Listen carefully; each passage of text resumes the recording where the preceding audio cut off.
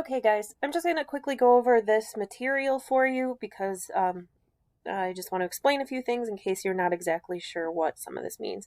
So we've been talking about speeches a little bit, and now I'm finally assigning you the speech that we are going to sort of wrap things up with. All right, so start with the overview. Basically, it tells you, what persuasive speaking is and what it does for people. And usually, like they say, persuasive speaking is the type of speaking that most people engage in the most. All right. So often in your life, you are trying to get people on your side. You're trying to convince people to see things your way, or even if it's a small decision, like they say, talking about what you should have for dinner, or it could be a big subject like talking about politics, which I don't really want to get into on this project. I'm sorry, but too contentious. Anyway, but you're always trying to get people to see things from your point of view. And the other thing about persuasive speaking that I like is that it's not just about you.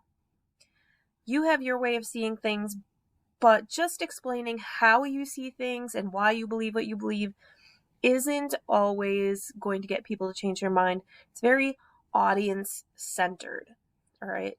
You first need to put yourself where the audience is and then talk about whatever it is you're trying to persuade. All right.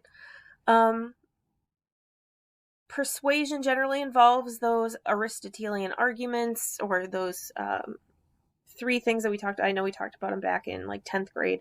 Probably maybe have talked about them in other classes prior to this, but using ethos, so establishing your credibility and the credibility of people who have researched this topic before, using that to persuade people, coming to logical conclusions, saying that this, it makes sense, it makes more sense than the other side. That's the logos. And then pathos, which is emotion, getting your audience to connect emotionally with what you are saying or with the problem that you're seeing. And that is very highly effective.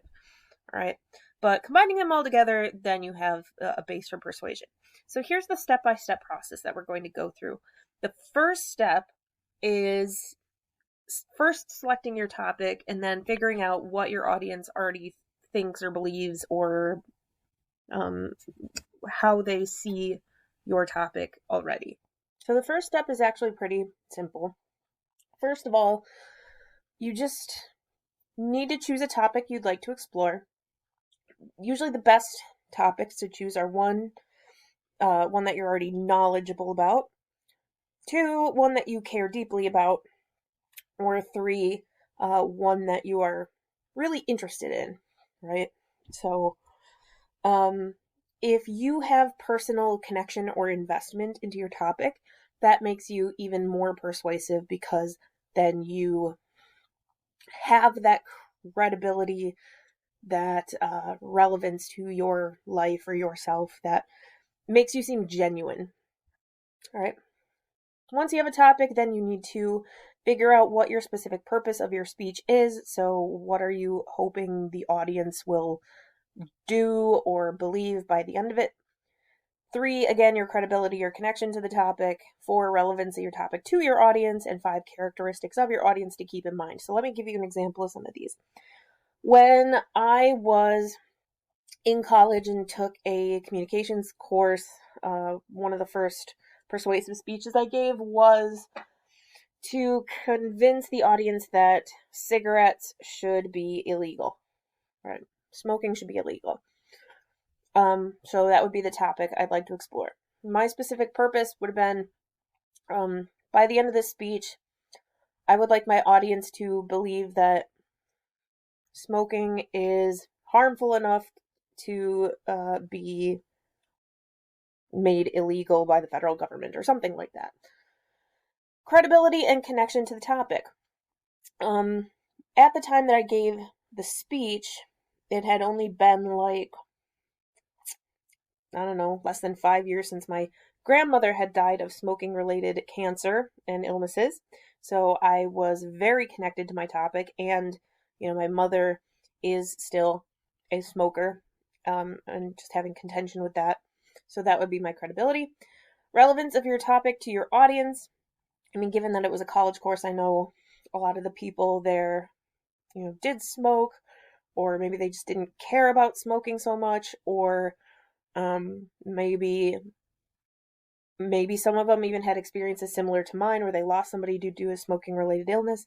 And then characteristics of the audience to keep in mind. What I would have to plan for is, okay, what if there's somebody in my audience who just loves smoking? They do it for fun, they do it when they're out with friends, they know that it's harmful to their health, but they don't care. All right, I'd have to figure out how to reach them. On the other hand, I'd also have to figure out how to reach people that, this is America. It is my freedom to smoke. The government can't have that much overreach. They can't take this away from me, blah, blah, blah. How would I reach those type of people? And, maybe if not convince them fully, to be like, maybe there is a compromise here. All right. So, connecting with your audience and determining their attitudes or preconceived notions is advisable. So, right now, your primary audience is the rest of your peers in communications class. So if you want to, call some people up or start a Google Meet and just ask them a few questions about what they believe about your topic, you can do that. If you want to send out just like a quick, 2 or 3 question Google survey, you can do that. And that would even be great because you might be able to use some of that information as support or as part of your presentation aids. You could show the class, your survey and the responses to it. Then step 2 would be organizing and planning and outlining your paper. So figuring out exactly how you want to structure the thing, what you want your main ideas to be, what exactly you want to cover, how you might support them with relevant information and evidence.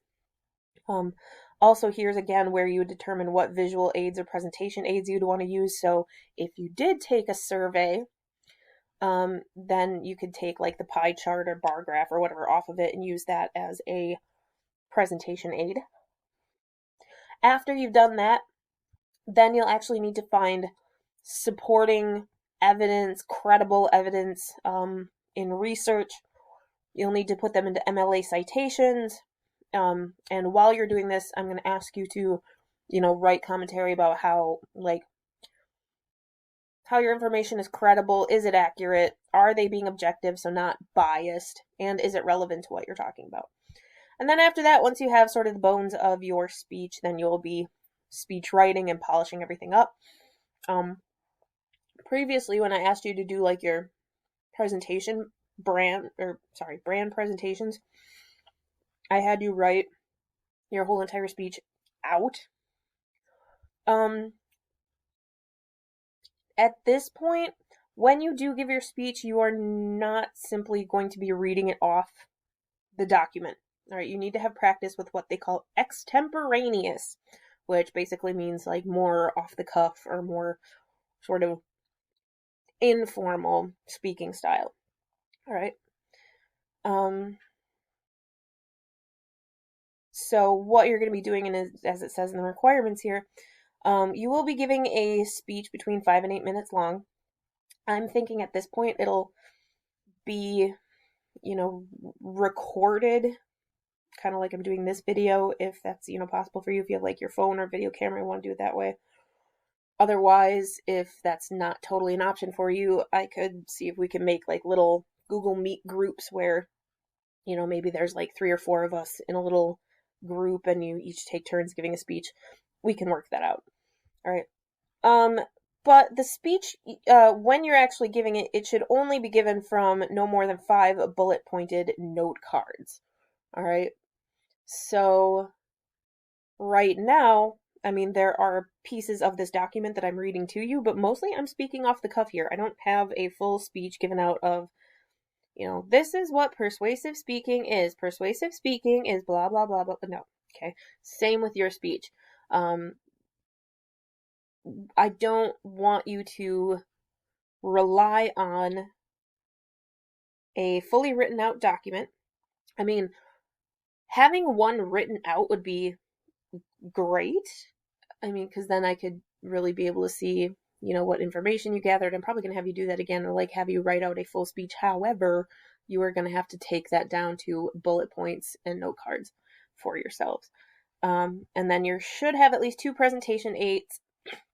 They don't need to be huge or complicated, but just basically using them to drive home the point, drive home the goals of your speech.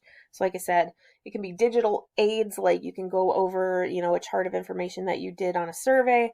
You can have relevant photos. You can create some PowerPoint slides if you want to. Or you could actually create physical aids, like if you're doing it in a video where maybe you're going to demonstrate something. All right, so maybe you're convincing somebody or convincing your audience to I don't know, become self-sufficient and stop relying on, purchasing services from people. And maybe you do a quick demonstration of how easy it would be to like trim your own ends of your hair, right? And you use that sort of as a presentation aid. You're like, watch as I trim my own bangs, and you do that, and you're like, voila, or something like that. You could give a short demonstration. You shouldn't have it be the bulk of your presentation, though. It should be really quick. You could have physical photos. So if you have some pictures laying around, or if you have a book and there's a photo in it and you want to present that, you can do that. If you want to have a model or a diorama or some physical representation of the concept you're talking about, you can hold that up too. It's really sort of up to you, but the key to those presentation aids is, first, it's relevant, and second, it isn't just there for filler. It's actually being used to help the audience understand a concept. So in the speech I was talking about before about smoking, what I did is I created a chart of my family tree on my mom's side. I think it was just my mom's side. And I started with my grandparents down to my aunts and uncles, and then my siblings and me and my cousins. And I highlighted each person in that family tree who was a smoker.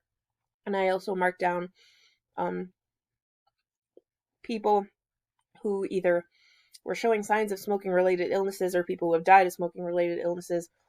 And I used that chart to sort of help establish my credibility. It's like, I'm not just a person who hates it when, other people are smoking near me. Like, this is a very pervasive problem in my family. All right. So whatever your topic may be, finding some way to really help your audience engage with it. All right. So we are going to be starting our step-by-step process. And hopefully, as I've been talking, you've been sort of thinking about what's important to you, what things you like to talk about, and how you might be able to persuade someone to see things your way on whatever topic you choose to tell. All right. If you have any other questions, please let me know. Like I said, we'll be doing this chunk by chunk, so don't think that you have to complete all this stuff in one go. Right? So thank you, and leave your name for attendance purposes. Bye.